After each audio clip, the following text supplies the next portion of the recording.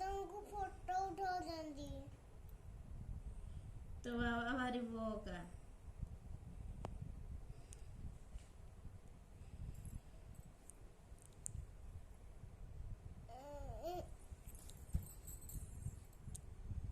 ले होसंदी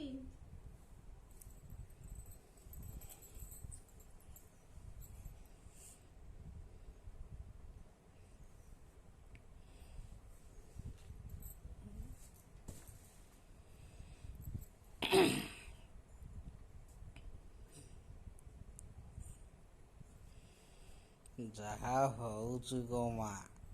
ତୁଇ ଶଳା କଥା କ୍ଲିୟର କୁହ। ଯାହା ହଉଛି ରେ ତୁ ମା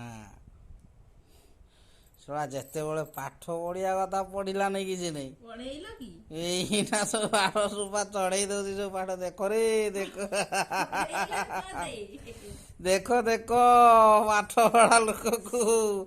ହେଲା ପୁଣି ପାଠ ଆସୁନି ପୁଣି ଏମଡି ଧରିକି ପୁରା ନେଖିବାର ବ୍ୟସ୍ତ